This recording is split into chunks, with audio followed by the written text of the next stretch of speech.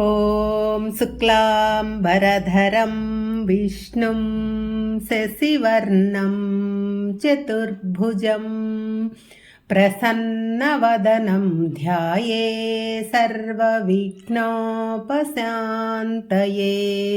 ఓం శ్రీకృష్ణ పరబ్రహ్మణే నమః. శ్రీమద్భగవద్గీత అధ ఏకాదశోऽధ్యాయః విశ్వరూప సందర్శన యోగః. 19వ శ్లోకం. అనాదిమధ్యాంతమనంతవీర్యం అనంతబాహుం శశిసూర్యనేత్రం పశ్యామి త్వాం దీప్తహుతాశవక్త్రం స్వతేజసా విశ్వమిదం తపంతం. ఓ విశ్వరూపా, నీవు ఆది మధ్యము అంతము కనిపించటం లేదు. ఈ విశ్వం అంతటా నీవే నిండి ఉన్నావు. నీవు లేనిలో చోటంటూ లేదు. నీ శక్తి అనంతము, అపారము. నీకు లెక్కలేనన్ని చేతులున్నాయి. నీ కళ్ళు సూర్యచంద్రుల మాదిరి ప్రకాశిస్తున్నాయి. నీ శక్తి వలననే సూర్యుడు చంద్రుడు వెలిగిపోతున్నాడు. నీ ముఖం అగ్ని మాదిరి ప్రకాశిస్తూ ఉంది. నీ తేజస్సులో ఈ లోకములను తపింపజేస్తున్నావు. సమస్త ప్రాణికోటికి చైతన్య శక్తిని ప్రసాదిస్తున్నావు. సాధారణంగా వాక్కును అగ్నితో పోలుస్తారు. సత్పురుషుల నుంచి వచ్చే మాట అగ్నితో సమానం. అటువంటి వాక్కు నీ నోటి నుంచి వస్తుంది కాబట్టి నీ నోరు, ఆ నోరు కళ, నీ ముఖం కూడా అగ్ని వలె మండుతూ ఉంది. అగ్నిలో ఏమి వేసినా అది భస్మం అయిపోతుంది. అందుకే అగ్నిని సర్వభక్షుడు అని అన్నారు. అలాగే మనం ఏది నోట్లో వేసుకున్నా అది జఠరాగ్నిలో పడి భస్మం అయిపోతుంది, శక్తిగా మారిపోతుంది. అందుకే నోటిని అగ్నితో పోలుస్తున్నారు. మన ఒక్క నోరు అలా ఉంటే ఈ అనంత విశ్వంలో ఉన్న నోళ్ళన్నీ కలిస్తే ఎటువంటి అగ్ని పుడుతుంది.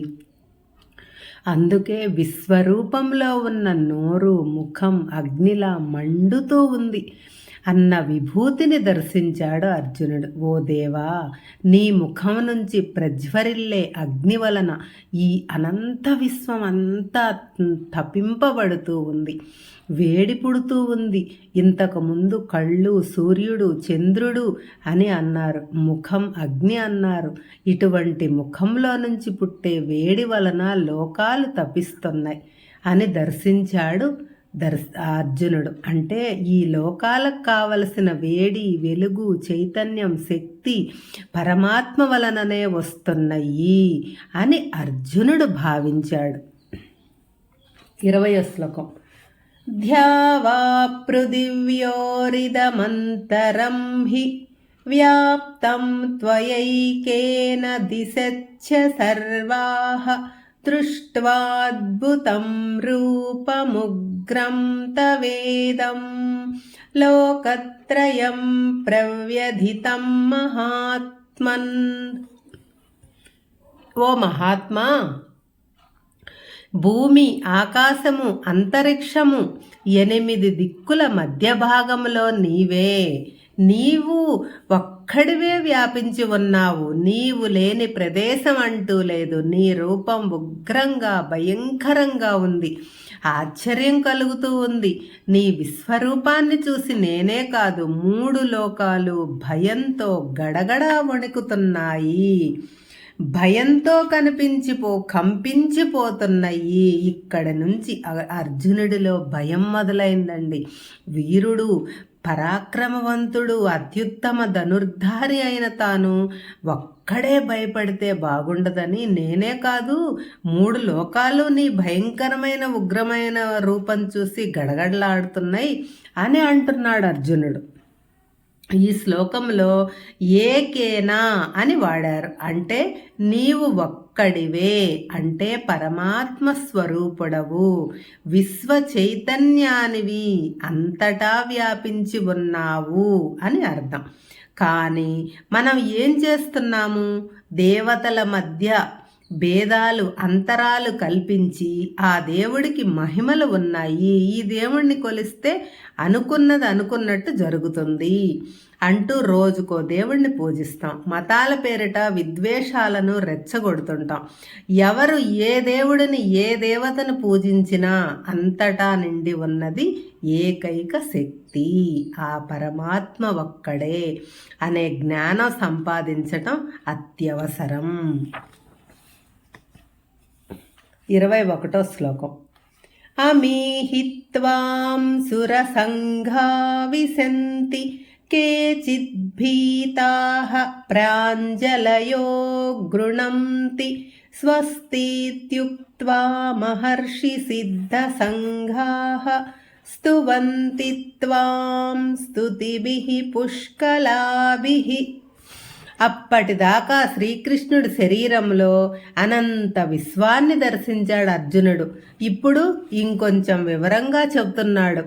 మొట్టమొదట ఋషులను మునులను చూశాడు. ఓ దేవా, నీ పక్కన నిలబడి ఋషిగణములు ప్రపంచ శాంతి సౌభాగ్యాల కొరకు నిన్నే స్తోత్రం చేస్తున్నారు.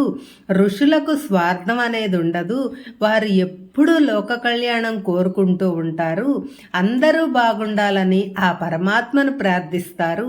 అందుకని వారిని ఎవ్వరిని చూసినా ఏది చూసినా ఎటువంటి భయము ఉండదు. ఓ దేవా, దేవతాగణములు నీ శరీరం లోపలకు బయటకు వస్తూ పోతూ ఉన్నాయి అంటే ఆ దేవతాగణములన్నీ ఆయనలోనే ఉన్నాయి, ఆయనలోనే చరిస్తున్నాయి. వారికి భయం అనేది లేదు, ఎందుకంటే వారు ఆ పరమాత్మలోనే ఉన్నారు కాబట్టి. ఆయనలోనే సాయుధ్యం పొందిన వారికి దైవత్వం సిద్ధిస్తుంది. అలాంటి వారు పరమాత్మలోనే చరిస్తున్నారు. ఎప్పుడు మంత్రి గారి పక్కనే ఉన్న ఆయన పిఏ ఆయన్ను చూసి భయపడడు. ఆయనతో ఏదో పని ఉండి వచ్చినవాడు భయంగా ఆయనకు వంగి వంగి దండాలు పెడుతూ వస్తాడు. లోపల భయంతో వణికిపోతుంటాడు. అలాగే సినిమాలో దయ్యం వేసిన వాడికి ఎటువంటి భయం ఉండదు, కానీ ఆ సినిమా చూసేవాళ్ళకి భయం వణికిపోతారు. మరికొందరు భయంతో వణికిపోతూ చేతులు జోడించి నిన్ను స్తుతిస్తున్నారు. అంటే మానవులు అనుకోవచ్చు, ఎందుకంటే మానవులు దేవుడి మీద భక్తితో కాదు భయంతో చేతులు జోడించి ప్రార్థిస్తారు, చెంపలు వేసుకుంటారు. మరికొందరైతే ఏవేవో కోరికలతో దేవుణ్ణి స్తుతిస్తారు. కాబట్టి ఋషులు, దేవగణములు, ఇంకా పరిణితి చెందని మానవులు వారి వారి స్థాయిలను బట్టి కొందరు భయంతోనూ, మరికొందరు భయం లేకుండా, మరికొందరు లోక కళ్యాణం కోరి నిన్ను స్తుతిస్తున్నారు. హరే కృష్ణ.